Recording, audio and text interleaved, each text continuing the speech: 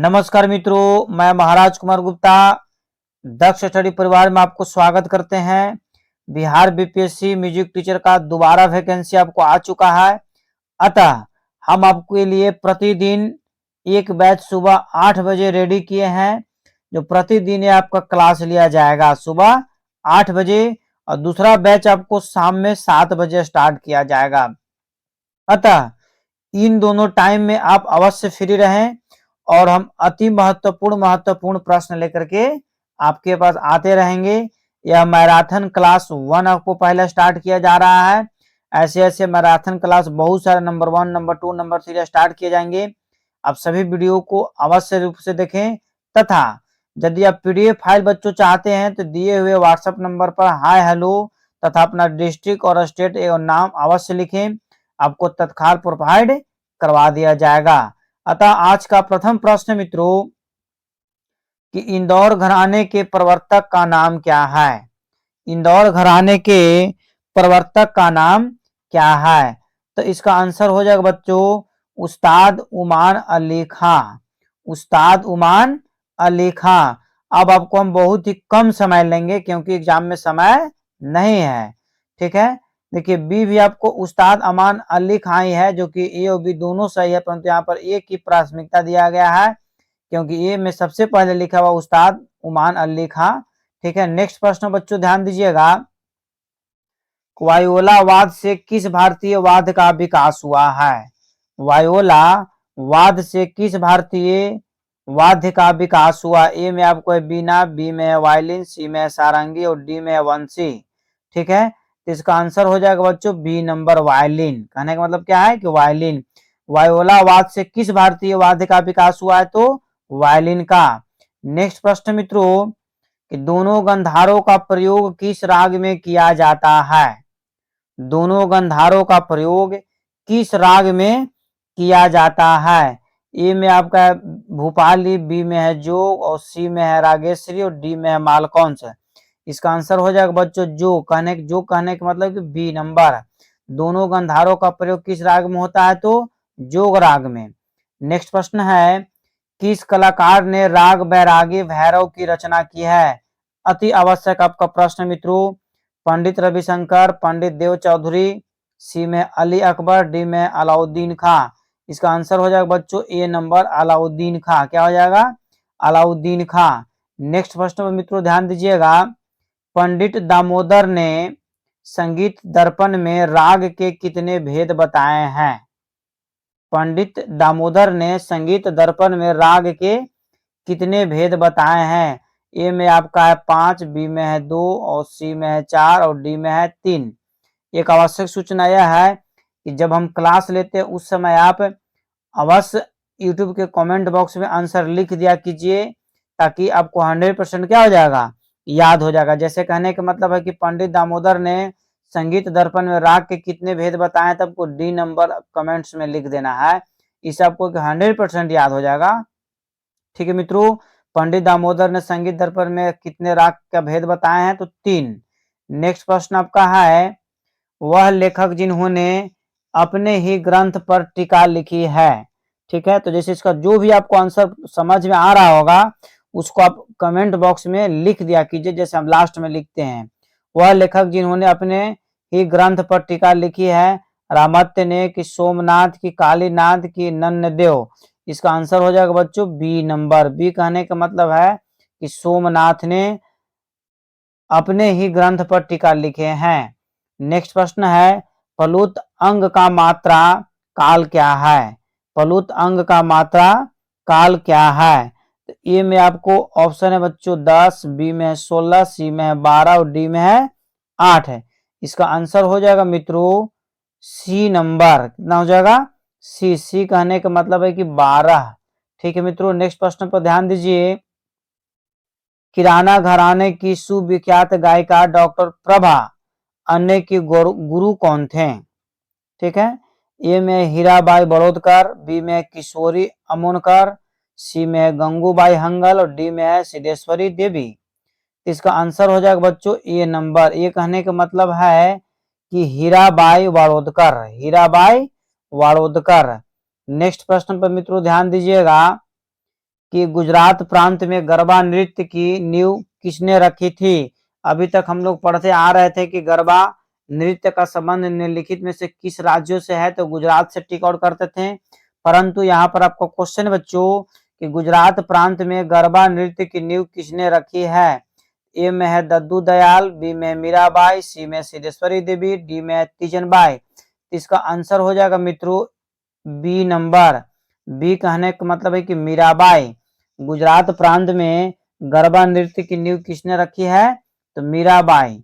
Next प्रश्न है कि पंडित फिरोज प्रेमजी द्वारा रचित संगीत पुस्तक का नाम बताएं। ठीक है, पंडित फिरोज प्रेमजी द्वारा रचित पुस्तक का नाम बताएं। तो इसका आंसर हो जाएगा बच्चों सी नंबर। सी कहने का मतलब है हिंदुस्तानी संगीत की एनसाइक्लोपीडिया। ठीक है, इसका आंसर कितना नंबर है, सी नंबर है। पंडित फिरोज प्रेमजी द्वारा रचित संगीत पुस्तक का नाम क्या है, तो हिंदुस्तानी संगीत की एनसाइक्लोपीडिया। नेक्स्ट प्रश्न है सितार वाद्य किस पार्शियन वाद्य के आधार पर निर्मित मानते हैं। ठीक है, सितार वाद्य किस पार्शियन वाद्य के आधार पर निर्मित मानते हैं, सरोद, रवाब, सितार या ऊद। इसका आंसर हो जाएगा बच्चों डी नंबर ऊद। क्या हो जाएगा, ऊद। सितार वाद्य किस पार्शियन वाद्य के आधार पर निर्मित मानते हैं, तो ऊद के आधार पर। नेक्स्ट प्रश्न आपका है कि 10 विधि जाति लक्षण नियम किसने प्रतिपादन किया था। ठीक है, 10 विधि जाति लक्षण नियम को किसने प्रतिपादन किया था। ए में है सारंगदेव, बी में है भरत, सी में है नारद जी और डी में है अबोहल। इसका आंसर हो जाएगा बच्चों बी नंबर माने भरत है। नेक्स्ट प्रश्न मित्रों गजल गायकी की उत्पत्ति कहाँ से मानी गई है। ए में है अरब, बी में है फारस लोक संगीत, सी में है भिन्नता गीति और डी में है अकबर काल। इसका आंसर आप बताइए क्या होगा। इसका आंसर हो जाएगा अरब से। ठीक है, गजल गायकी की उत्पत्ति कहाँ से मानी गई है, तो अरब से। नेक्स्ट प्रश्न है वाद्य प्रधान गीत प्रकार है। वाद्य प्रधान गीत किसका प्रकार है। ए में आपको निर्गीत का, बी में प्रबंध का, सी में ध्रुवा गान का और डी में है गीतक का। इसका आंसर हो जाएगा मित्रों ए नंबर। ए कहने का मतलब बच्चों को निर्गत का। ठीक है, वाद्य प्रधान गीत किसका प्रकार है, तो निर्गत का। नेक्स्ट प्रश्न है कि प्रबंध के कौन से प्रकार से ध्रुपद का विकास हुआ। ठीक है, प्रबंध के कौन से प्रकार से ध्रुपद का विकास हुआ। सालंग सुंड, बी में है एली और सी में है ढेकी और डी में है अलीक्रम। इसका आंसर हो जाएगा बच्चों ए नंबर। ए कहने का मतलब है कि सालंग सुंड है। नेक्स्ट प्रश्न मित्रों कि रविंद्रनाथ ने सुर रचना की शिक्षा किससे प्राप्त की थी। ठीक है, रविंद्रनाथ ने सुर रचना की शिक्षा किससे प्राप्त की थी। देवेंद्रनाथ से, ज्योतिरिंद्र से या यदु भट्ट से या श्रीकंठ से। इसका आंसर हो जाएगा बच्चों बी नंबर। बी कहने का मतलब है कि ज्योतिरिंद्र से। ठीक है, नेक्स्ट प्रश्न पर आप ध्यान दीजिएगा कि उस्ताद आमिर खां की आलाप गायन पद्धति के विशेष प्रकार को किस नाम से पुकारते थे। ए में आपका बच्चों आलाप, बी में है अल्पित, सी में है खंड मेरु, डी में है मेरुगन। बताइए इसका आंसर क्या होगा। इसका आंसर हो जाएगा बच्चों बी नंबर अल्पित। क्या हो जाएगा आंसर, अल्पित। अर्थात उस्ताद आमिर खान की आलाप गायन पद्धति के विशेष प्रकार को किस नाम से जानते हैं, तो अल्पित के नाम से जानते हैं। किसके नाम से, अल्पित। नेक्स्ट प्रश्न है वर्ष 1971 में सूर सिंगार संसद के द्वारा उस्ताद आमिर खां को किस उपाधि से सम्मानित किया गया था। बहुत ही महत्वपूर्ण प्रश्न बीपीएससी म्यूजिक टीचर के लिए है। पद्म भूषण, सुर सरगम, स्वर विलास या खंड मेरु। इसका आंसर हो जाएगा बच्चों सी नंबर। स्वर विलास से इनको सम्मानित किया गया था। 1971 ईस्वी में आमिर खान को स्वर विलास पुरस्कार से सम्मानित किया गया था। नेक्स्ट प्रश्न है आपका कि वर्ष 1956 में पंडित निखिल ज्योति घोष ने नई प्रतिभाओं की खोज के लिए किस संस्था का स्थापना किया था। ए में संगीत, बी में संगीत परिणय, सी में आपका संगीत महाभारती, डी में है संगीत आयन। इसका आंसर हो जाएगा बच्चों सी नंबर। सी कहने का मतलब है कि संगीत महाभारती, संगीत महाभारती। दलित ग्रंथ में श्लोकों की संख्या कितनी है? दलित ग्रंथ में श्लोकों की संख्या कितनी है? 344, 444, 544, 244 है। इसका आंसर हो जाएगा बच्चों 244, अर्थात डी नंबर आंसर इसका क्या है? सही है कि दलित ग्रंथों में श्लोकों की संख्या कितना है? तो 244, नहीं याद रहेगा। नेक्स्ट प्रश्न है कि संगीत रत्नाकर में वर्णित अलंकारों की संख्या कितनी है? ए में बच्चों आपका 35, बी में 30, सी में 32 और डी में 33। इसका आंसर हो जाएगा मित्रों 33, मतलब डी नंबर। संगीत रत्नाकर में वर्णित अलंकारों की संख्या कितनी है? तो 33 है। नेक्स्ट प्रश्न है कि भारतीय संगीत पर अंग्रेजी में सर्वप्रथम किस विदेशी लेखक ने पुस्तक लिखी थी? तो ए में बच्चों आपका ऑप्शन है ई क्लीमेंट्स, बी में है हैरोल्ड पावर्स, सी में है एच ए पोपली और डी में है एस एम टैगोर। इसका आंसर हो जाएगा बच्चों ए नंबर, अर्थात ई क्लीमेंट्स। भारतीय संगीत पर अंग्रेजी में सर्वप्रथम किस विदेशी ने पुस्तक लिखा था? तो इंजीनियर क्लीमेंट्स। नेक्स्ट प्रश्न आपका है वर्ष 1956 में पृथक वृंदगान विभाग की स्थापना किस संगीतज्ञ द्वारा की गई, जिसे बाद में गंधर्व वृंद के नाम से जाना गया? तो ए में आपको आंसर है बच्चों विनायक करवा पटवर्धन, बी में है पंडित विनय चंद्र मुदगल, सी में है पंडित लालमणि मिश्र और डी में है मुकुल मुदगल। इसका आंसर हो जाएगा बच्चों बी नंबर। बी कहने का मतलब है कि पंडित विनय चंद्र मुदगल। 1956 में पृथक वृंदागन विभाग की स्थापना किस संगीतज्ञ द्वारा की गई थी? तो क्या टिक करना? पंडित विनय चंद्र मुदगल।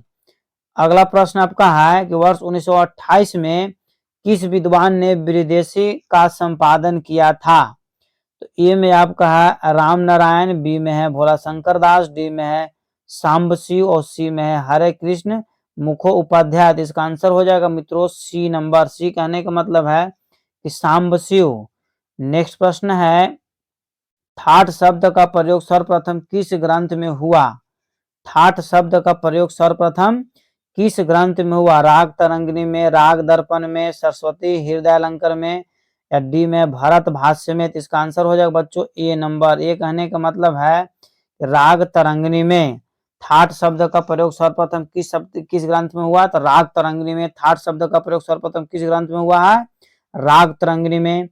नेक्स्ट प्रश्न है कि वादों का राजा की संज्ञा किस पाश्चात्य देशों में किस वाद्य को कहा गया है? अर्थात वाद्यों का राजा किस वाद्य को कहा गया है? पियानो को, वायलिन को, गिटार को या इनमें से कोई नहीं? बताइए क्या आंसर होगा। कमेंट बॉक्स में आंसर आप देते रहिए। इसका आंसर हो जाएगा बच्चों बी नंबर वायलिन। वाद्यों का राजा वायलिन को बोलते हैं। व से वाद्य, व से वायलिन, ऐसे याद रखिए, व से वाद्य, व से वायलिन। नेक्स्ट प्रश्न है किस तंत्रवाद को लेटिना तथा गिरटिना भी कहा जाता है? किस तंत्रवाद को लेटिना तथा गिटिना भी कहा जाता है? वायलिन को, गिटार को, पियानो को या संतूर को?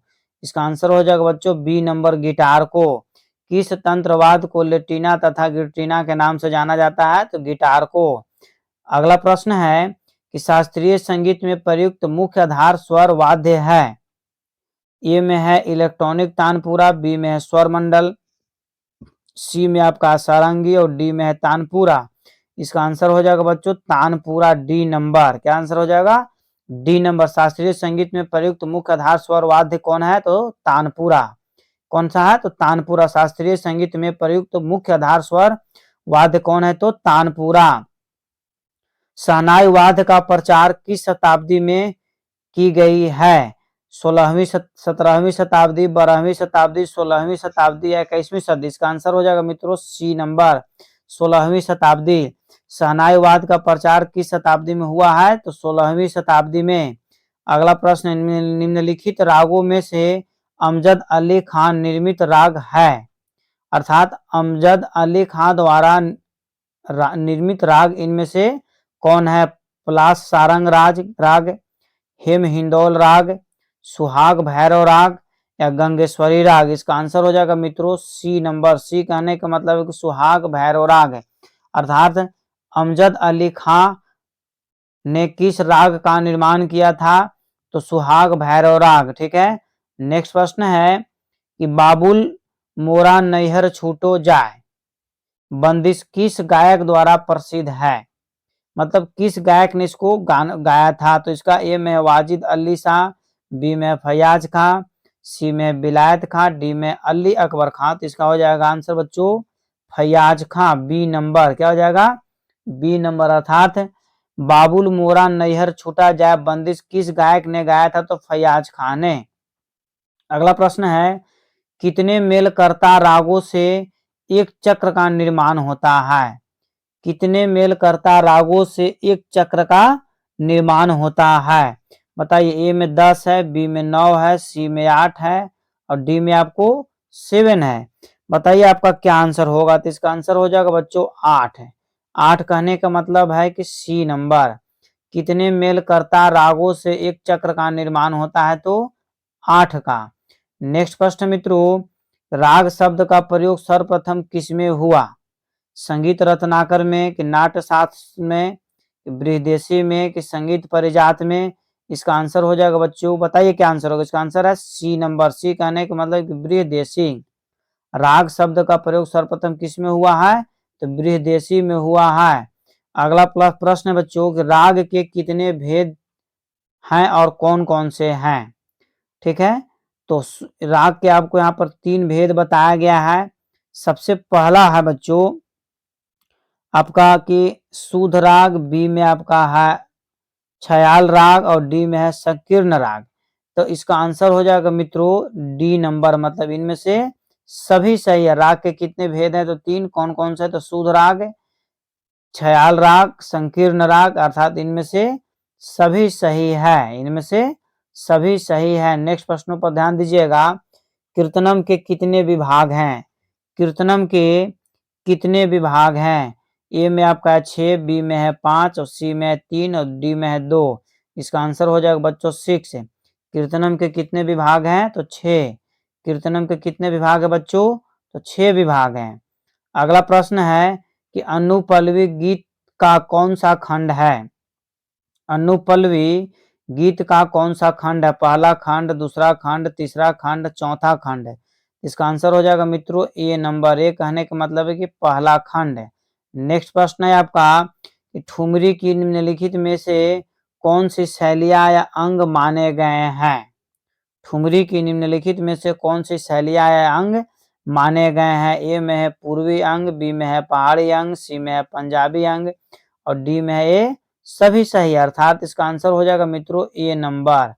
ये कहने का मतलब है कि पूर्वी अंग। ठुमरी की निम्नलिखित में से कौन सी शैलियां या अंग माने गए हैं? तो पूर्वी अंग। अगला प्रश्न है कि वीरावानी वर्णम के रचयिता कौन है? वीरावानी वर्णम के रचयिता कौन है? तो अन्ना मथुरु भूत्या या पतनम सुब्रह्मण्यम अय्यर? इसका आंसर हो जाएगा मित्रों ए नंबर। क्या हो जाएगा? ए कहने का मतलब है कि अन्ना। ए से अन्ना। वीरावानी वर्णम के रचयिता कौन है? तो अन्ना साहब है। नेक्स्ट प्रश्न आपका मित्रों कि अबोहल ने 22 स्वरों के कितने नाम बताए हैं? अबोहल ने 22 स्वरों के कितने नाम बताए हैं? तो इसका ए में है 29, बी में है 22, सी में है 35 और डी में है 20। इसका आंसर हो जाएगा मित्रों। अब बताइए। यूट्यूब के कमेंट बॉक्स में आप लगातार आंसर देते रहिए। इससे फायदा आपको यह है कि 100% आपको याद हो जाएगा। तो अबोहल ने 22 स्वरों के कितने नाम बताए हैं? तो 29। 29 कहने का मतलब है बच्चों की ए नंबर। अगला प्रश्न है आपको राग संगीत संग्रह के रचनाकार कौन है? राग संगीत संग्रह के रचनाकार कौन है? ए में है लोचन साहब, बी में है भारत खंडे साहब, सी में है मतंग ऋषि और डी में है बृहस्पति। इसका आंसर हो जाएगा बच्चों ए नंबर। ए कहने का मतलब है कि लोचन। राग संगीत संग्रह के रचनाकार कौन है? तो लोचन साहब है। राग संगीत संग्रह के रचनाकार कौन है? लोचन साहब है। अगला प्रश्न है कि परिजातक ग्रंथ किस राजा के शासन काल में लिखा गया था? बहुत ही महत्वपूर्ण शासक है। ठीक है, परिजातक ग्रंथ किस राजा के शासन काल में लिखा गया था? तो ए में है बाबर, बी में औरंगजेब, सी में है बहादुर शाह जफर और डी में है स्वाई प्रताप सिंह। इसका आंसर हो जाएगा मित्रों बी नंबर। बी कहने का मतलब है कि औरंगजेब। परिजातक ग्रंथ किस राजा के शासन काल में लिखा गया था? तो औरंगजेब के शासन काल में। अगला प्रश्न मित्रों, ताल में लगने वाले समय को क्या संज्ञा दी जाती है? ताल में लगने वाले समय को क्या संज्ञा दी जाती है? ए में है काल, बी में है क्रिया, सी में है मानमम और डी में है समय। इसका आंसर क्या होगा बताइए। हम बार बार बता रहे कि कमेंट्स बॉक्स में आप आंसर अवश्य देते रहिए। तो ताल में लगने वाले समय की संज्ञा को क्या दी जाती है? तो काल बोला जाता है। क्या बोला जाता है? काल। अर्थात मित्रों, ताल में लगने वाले समय को संज्ञा दी जाती है तो ताल की। अगला प्रश्न मित्रों कि ध्यान दीजिएगा, काकपद अंग का मात्रा काल क्या है? काकपद अंग का मात्रा काल क्या है? तो ए में आपका 12 मात्रा काल, बी में 8 मात्रा काल, सी में 24 मात्रा काल और डी में है 16 मात्रा काल। बताइए बच्चों इसका आंसर क्या होगा? अब लगातार हमारे साथ जुड़े हुए रहें, आपको 100% मदद किया जाएगा तो किया जाएगा। तब तक इसका आंसर बता देते, डी नंबर 16 मात्रा काल। काकपद अंग का मात्रा काल क्या है? तो 16 मात्रा काल। नेक्स्ट प्रश्न है,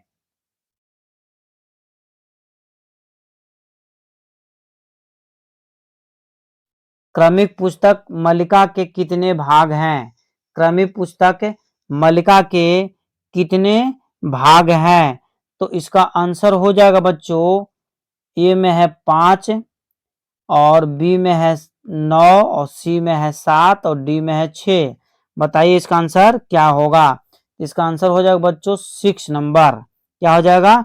6। अर्थात कहने का मतलब है कि क्रमिक पुस्तक मल्लिका के कितने भाग हैं? तो 6। अर्थात डी नंबर इसका आंसर क्या हो गया? सही हो गया मित्रों। नेक्स्ट प्रश्न है आपका कि तालपक्कम का नाम किस गायन विद्या के साथ लिया जाता है? तालपक्कम का नाम किस गायन विद्या के साथ लिया जाता है? ए में बच्चों आपका ऑप्शन है कीर्ति, बी में है कीर्तनम, सी में है तिलाना और डी में है पद्म। बताइए आंसर क्या होगा? इसका आंसर हो जाएगा बच्चों कीर्तनम, बी नंबर कीर्तनम। अर्थात तालपक्कम का नाम किस गायन विद्या से लिया जाता है? तो कीर्तनम। नेक्स्ट प्रश्न मित्रों कि मध्यकाल श्रुति स्वर विभाजन के अनुसार षडज किस श्रुति पर विद्यमान है? ठीक है, मध्यकाल श्रुति स्वर विभाजन के अनुसार षडज किस श्रुति पर विद्यमान है? ए में वर्जिका, बी में है तीव्रा, सी में है छंदोवती, डी में है दयावती। बताइए इसका क्या आंसर होगा? इसका आंसर हो जाएगा मित्रों सी नंबर। सी कहने का मतलब है कि छंदोवती। सी कहने का मतलब क्या है? छंदोवती। अर्थात मध्यकाल श्रुति स्वर विभाजन के अनुसार षडज किस श्रुति पर विद्यमान है? तो छंदोवती। नेक्स्ट प्रश्न मित्रों कि भारत ने कौन से 2 ग्राम का उल्लेख किया है? ए में आपका है बच्चों षडज ग्राम, बी में है मध्यम ग्राम। ए में है षडज ग्राम और बी में है मध्यम ग्राम और सी में आपको है ए और बी दोनों सही है। अर्थात सी नंबर ही इसका आंसर सही है कि भारत ने कौन से 2 ग्रामों का उल्लेख किया है? तो षडज ग्राम और मध्यम ग्राम का। अगला प्रश्न मित्रों कि गंधार ग्राम का दूसरा नाम क्या है? अति महत्वपूर्ण आपका बीपीएससी म्यूजिक टीचर के लिए है कि गंधार ग्राम का दूसरा नाम क्या है? तो ए में है बच्चों मध्यम ग्राम, बी में आपका है गंधार ग्राम, सी में है निषाद ग्राम, डी में इनमें से कोई नहीं। इसका आंसर हो जाएगा मित्रों सी नंबर निषाद ग्राम। गंधार ग्राम का दूसरा नाम क्या है? तो निषाद ग्राम। अर्थात नेक्स्ट प्रश्न आपको है कि गंधार ग्राम में निषाद की कितनी श्रुतियां होती है? गंधार ग्राम में निषाद की कितनी श्रुतियां होती है? ए में बच्चों है 3, बी में है 5, सी में है 2 और डी में है 4। इसका आंसर हो जाएगा डी नंबर। डी कहने का मतलब है कि 4। गंधार ग्राम में निषाद की कितनी श्रुतियां होती है? तो 4। अतः सभी बच्चों से रिक्वेस्ट है कि हम 2 बैच आपको प्रतिदिन लेंगे। एक बैच बच्चों आपको सुबह में 8 बजे AM, एक बैच हम आपको 8 बजे सुबह में लेंगे और दूसरा का बैच आपको हम पढ़ाएंगे शाम में 7 बजे, शाम में 7 बजे। ठीक है, इसलिए आप दोनों बैच को अवश्य ज्वाइन करें। दोनों बैच में अलग अलग प्रश्न होंगे। और सबसे बड़ी सूचना यह है कि आप कमेंट्स में आप जब भी टाइम के अनुसार आप रेडी रहते हैं तो कमेंट्स में आप आंसर जरूर दें। कैसे देना है आपको हम बताते हैं। जैसे मान लिया जाए कि गंधार ग्राम में निषाद की कितनी श्रुतियां होती है, गंधार ग्राम में निषाद की कितनी श्रुतियां होती है। अब कोई ऑप्शन सबका सब अवेलेबल रहेगा। ठीक है, इस तरीके से ऑप्शन क्या रहेगा, आपको ऑप्शन सभी के सभी जैसे से अवेलेबल रहेगा। इसमें से जो आपको आंसर समझ में आता है वो आप आंसर यूट्यूब के कमेंट कैसे हमने सी लिखे हैं तो आपको इस तरीका से लिख देना है कमेंट्स में। इससे फायदा आपको यह है कि 100% आपको याद हो जाएगा और जो भी आपको कंफ्यूज होगा उस सब कहानी क्या हो जाएगा, खत्म हो जाएगा। दूसरे नंबर में कि आप यदि चैनल को पहली बार विजिट कर रहे हैं तो चैनल को सब्सक्राइब करना न भूलें और अधिक से अधिक वीडियो आपको डाला जाएगा और मैथ्स और रीजनिंग का भी आपको वीडियो अपलोड किया जाएगा। तब तक आप स्वस्थ रहिए, मस्त रहिए और पढ़ते रहिए हमारे साथ। जय हिंद, जय भारत।